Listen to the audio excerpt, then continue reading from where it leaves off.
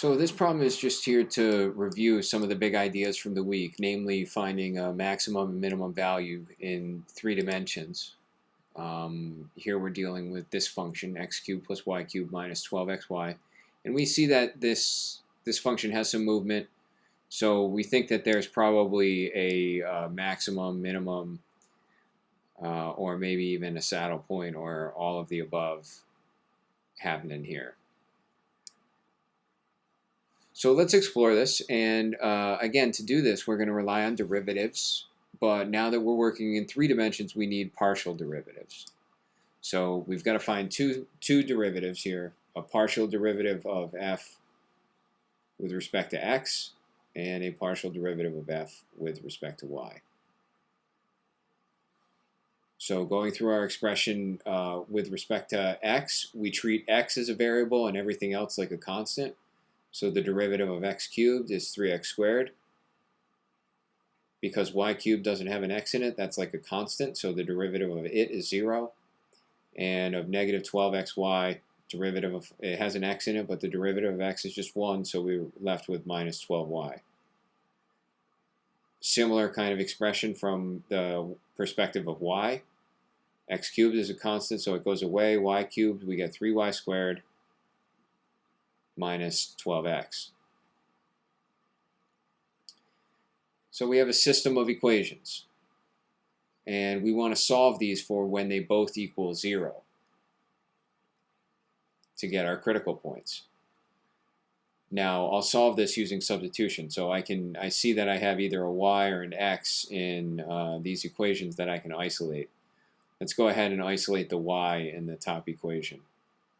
So I end up with 3x squared equals 12y, or y equals x squared over 4.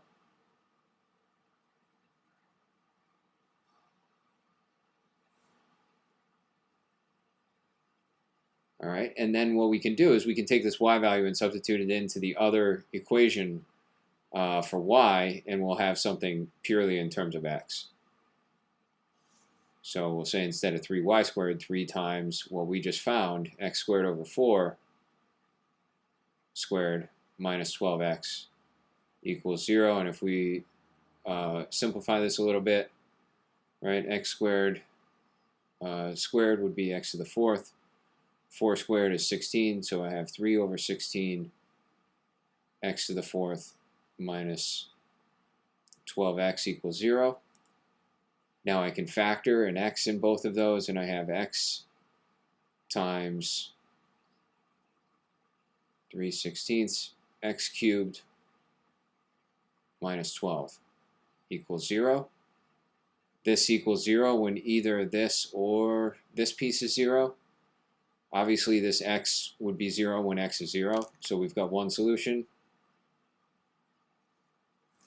Then I just have to solve this expression. So when is 3/16 x cubed equal to 12?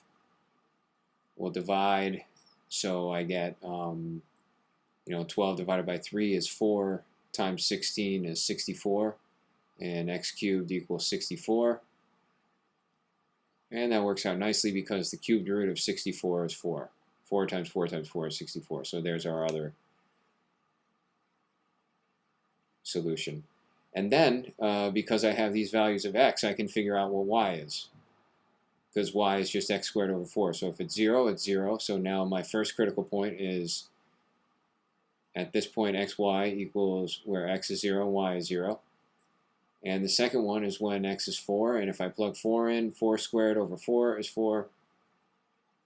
So 4, 4. All right, so that was the first step, is that we've got our 2 critical points. Next thing that we want to do is to decide whether those are max, mins, or saddles.